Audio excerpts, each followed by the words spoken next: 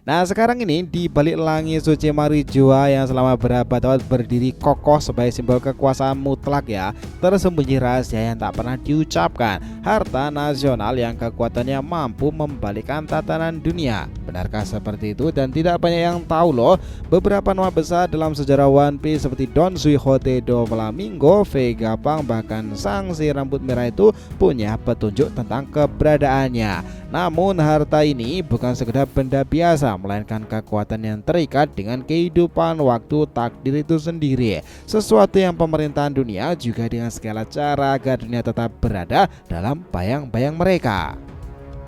Karena ya nakama, di tengah semua ini berdirilah dua anak dari keluarga Vigarland, Sang dan juga Shamrock, lahir dari darah yang sama, tapi memilih jalan yang bertolak belakang. Sang tumbuh sebagai kru Roger, memilih laut kebebasan, akhirnya jadi Yonko kan. Shamrock sebaliknya menjadi kesatria suci, pemimpin penjaga rahasia Marijua, bersumpah melindungi keseimbangan dunia lama. Di antara mereka itu terbentang konflik yang tak bisa terhindarkan loh. Bukan hanya soal keluarga tapi tentang masa depan dunia itu sendiri.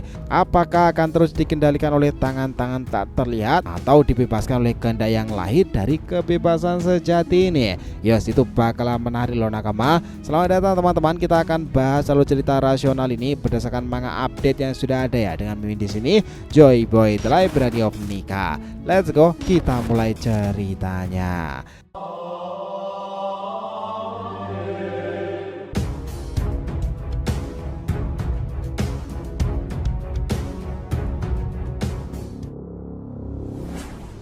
Oh iya, biar terus bisa berinteraksi dengan kalian, subscribe di channel ini ya, dan bantu ramen video ini pula, oke? Disclaimer, ini adalah hipotesa dari teori resmi ya, bukan alur cerita. Jadi kita sudah menandai di bagian atas thumbnail alur teori dan juga alur cerita. Jadi feel free nakama lebih menikmati yang versi mana, oke? Yuk kita masuk ke pembahasan lagi. Seperti yang kita tahu nakama, di kisah One Piece itu ada karakter yang selalu dikelilingi oleh aura misterius kan. Sosoknya tenang, senyuman yang menawan, tapi mata yang menyimpan lautan rahasia yang belum pernah diselami siapapun. Sang sebagai Yonko rambut merah itu tampak seperti bajak laut biasa. Nah itu adalah bagian dari teka-teki besar dunia kan. Dia ternyata menyimpan banyak segudang rahasia misteri pula.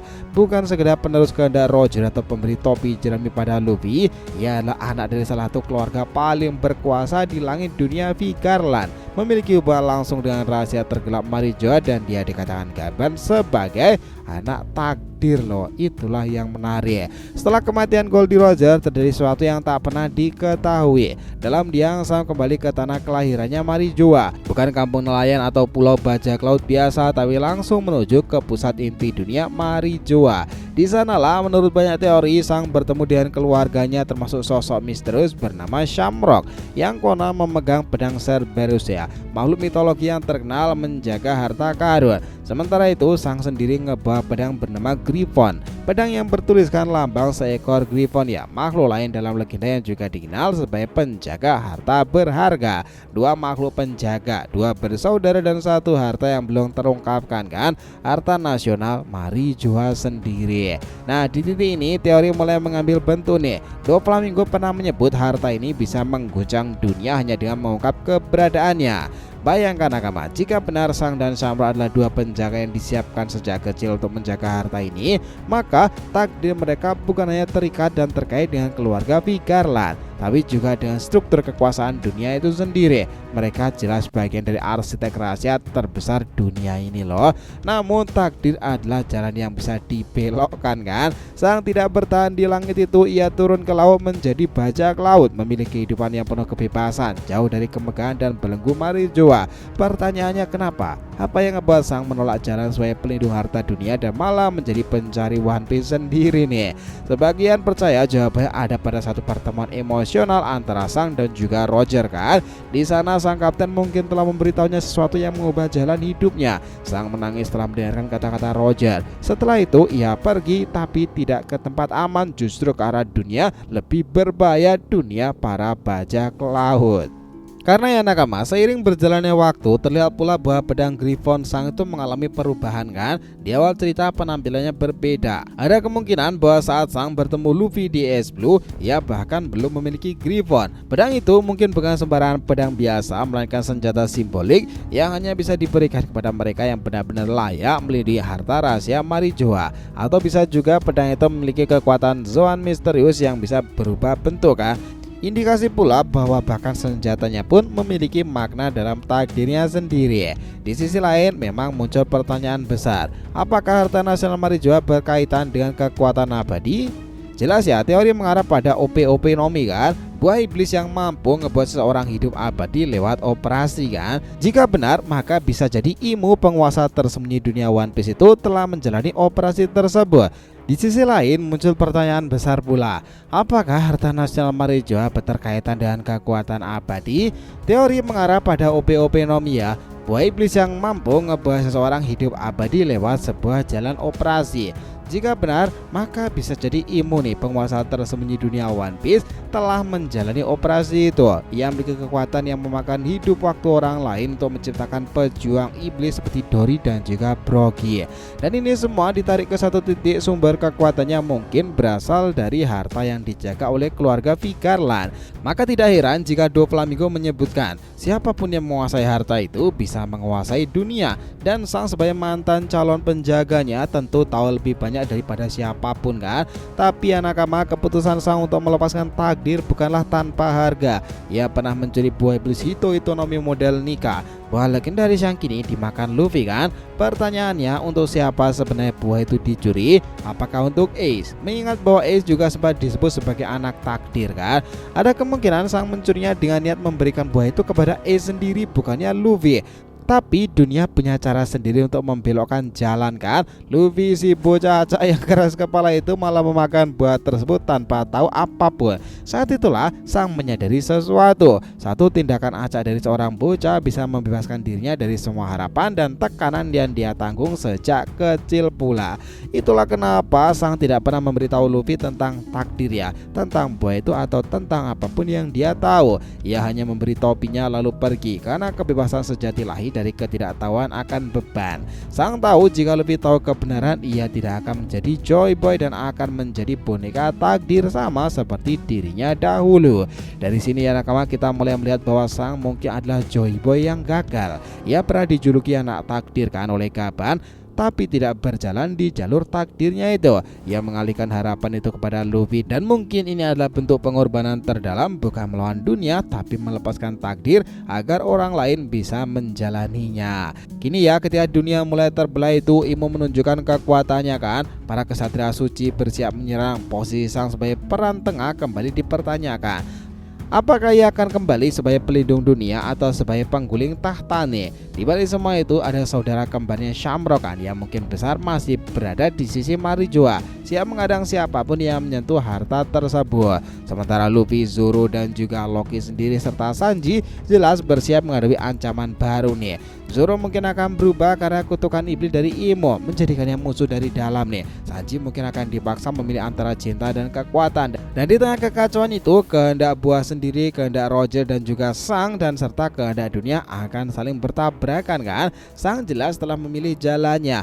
Bukan lagi penjaga rahasia, ia adalah penyebar kebebasan. Jelas semua teka-teki ini mengarah pada satu titik yang tidak bisa dihindari, pertemuan antara dua anak keluarga Vigarland, Sang dan juga Shamrock. Yang satu meninggalkan langit demi laut itu, dan yang satu tetap di balik kabut tebal Marijoa menjadi penjaga takdir lama. Shamrock sosok misterius yang tak pernah muncul di panggung utama kan, namun kini mulai disebut-sebut sebagai pemilik Cerberus, dan apalagi setelah kedatangannya di Elbaf menyerang Loki secara brutal nih. Ya, dua makhluk mitologi, dua saudara dan jalur yang akan bertabrakan kan, Cerberus versus Griffon. Shamrock disebut-sebut sebagai kesatria suci yang disiapkan sejak kecil untuk melindungi rahasia abadi yang tertanam di inti Marijoa. Bukan manusia biasa, bukan hanya karena darah naga langitnya, tapi karena ia terikat dalam perjanjian gelap dengan Imo, perjanjian iblis sendiri ya. Nah, sama seperti yang kini diterapkan oleh Brogy dan juga Dory untuk menciptakan prajurit abadi dari waktu kehidupan orang lain.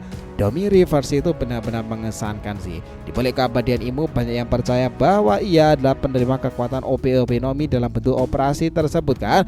Lebih dari itu, kekuatan yang ia miliki itu bukanlah sesuatu yang tumbuh sekedar abadi aja. Kemampuan menukar nyawa dan waktu menjadi kekuatan absolutnya.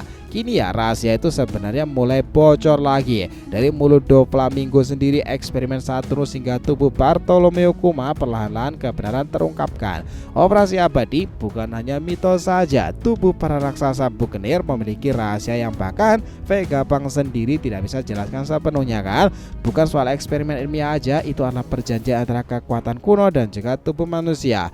Imu dengan kekuatan hidup abadi dan prajurit bayangan iblisnya menjaga sesuatu di jantung Marijoa lebih tua dari pemerintahan. Lalu di mana posisi Sang nih?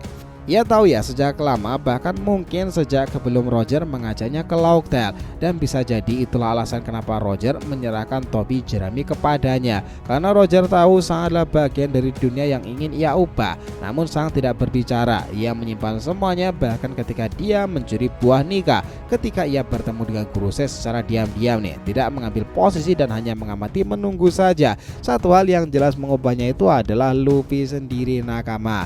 Nah, bocah itu memang benar-benar mengubah Sang ke peradaban sekarang ini. Nah, informasinya tentang keluarga Vigaren dan juga warisan saudaranya tersebut ya, Sang sendiri itu akan memiliki pertarungan menarik jika terjadi dengan Shamrock itu nanti. Bayangkan ya, di pertempuran Elbaf itu segalanya pecah benar-benar di sana. Battle Royale yang dimaksud oleh Oda Sensei kala itu mungkin memang mempertemukan orang-orang besar. Salah satu orang besar lainnya itu adalah Akagami Sang dan juga Vigaren Shamrock. Itu bakalan benar-benar menarik jika terjadi kan. Itulah kenapa nakama, kalau mau kita simpulkan, hubungan tersebut dan kisah bagaimana Sang itu melakukan petualangannya benar-benar luar biasa. Dia telah menjaga kedamaian hingga sekarang ini. Griffon dan juga Cerberus memang melawan konflik yang akan membuat peradaban One Piece itu, dan informasi Marijoa jelas melambung lagi. Segalanya tambah menarik aja kan jika keluarga Vigaren tahu menahu tentang abad kekosongan itu. Yos, bakalan seru ke depannya. Terima kasih banyak telah menceritakan sampai akhir. Jika kalian punya pendapat, langsung aja komentar di bawah nih dan kita usahakan respon, oke? Sampai jumpa di video selanjutnya nakama, dan Joy Boy Sang Nika telah kembali ke peradaban One Piece.